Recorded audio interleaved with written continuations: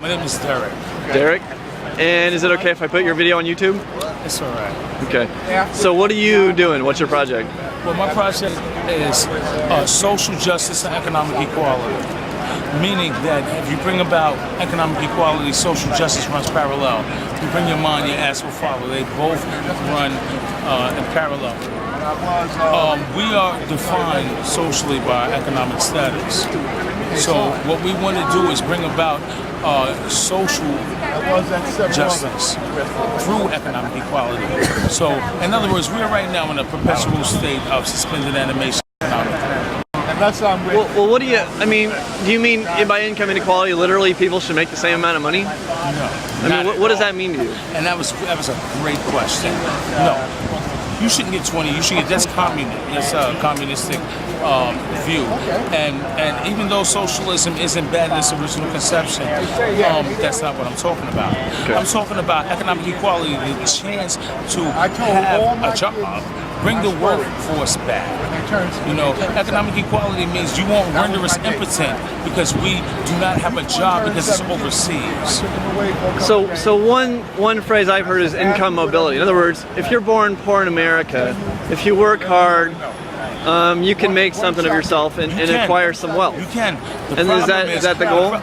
That's the goal. That's the goal. America was built on our capacity to have a strong workforce, our industrial workforce, and all types of even entrepreneurism. But now we're just stuck. I mean, pretty much we're just like we're stuck with just entrepreneurism because you can't make the most of your life thinking that you're going to go to somebody's corporation and start from the mailroom and move on up. Back in the days, people used to say, well, when I first came here, I started from the mailroom and look at me now. No, now you're scared to look at your boss in the job, in the face because you don't want to be downsized or, you know, we were just marginalized. Are you in the workforce now or are you? Well, right now, no, because I'm committed to this. I'm a security guard and I work in a liquor store. I came back. But you're a security guard now? Yeah. Well, right now, no. Now, you have been in the past. Okay. Well, what do you say about, so here's a criticism, right, or a counter-argument. They say, well, look, yes, we have 9% unemployment in this nation, but the reason we have that is because high taxes, all kinds of political controls on business, starting up new business, even at a very low level, like you gotta get licensing to cut people's hair. You got things like, you know, spending enormous amounts of money on failed banks and stuff, you know, redistributing all this wealth, and so instead of putting this wealth into the free economy, you're spending it for political cronyism. So what do you see that as part of the problem? I see that as definitely part of the problem, and in fact, that is what marginalizes us. It makes us so encumbered, whereas we cannot get jobs, we cannot elevate because there are agendas that lock us in, and they call them, some people lobbyists, they call some people this, that, and the other. But what it really is everyone's meeting the agenda of those who are really holding most of the money. And when I say that, I'm talking about the corporate executives who pull the strings of even the politicians.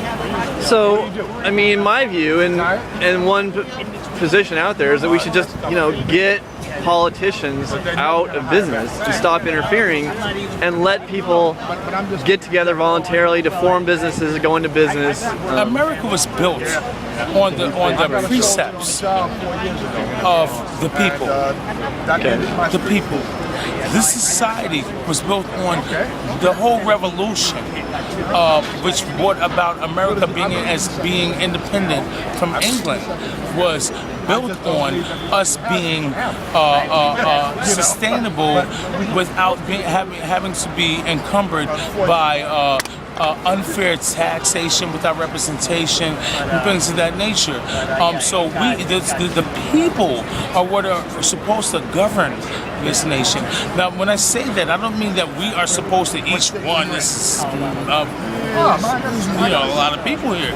Everyone can't make a decision, because it's just being like willy-nilly. But we're talking about we need a government that can understand the plight of the people, as opposed to be oblivious to the plight of the people.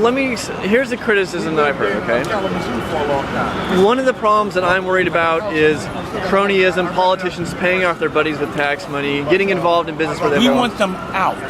But not now, but right right there seems to be a tendency with part of Occupy Wall Street to get more political involvement in business, which I fear is going to just make some of the problems worse. Do you see that as an issue? Or? I see that might be an issue. That might be an issue. But what it is we just want to raise cognizance and awareness of the masses here and everywhere. This is a global community that's saying cliche, they're mad as hell and they're not going to take it no more.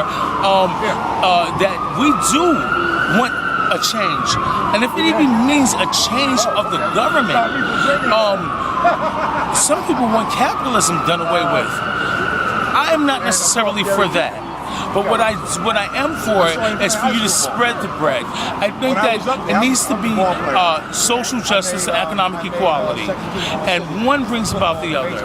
And we cannot be in a perpetual state of suspended economic suspended animation. We need to be able to realize our dreams, to grow and develop.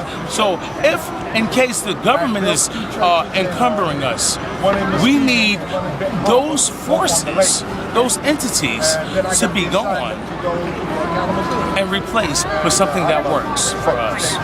Thanks a lot for the interview. Appreciate it. Good luck. Thank you.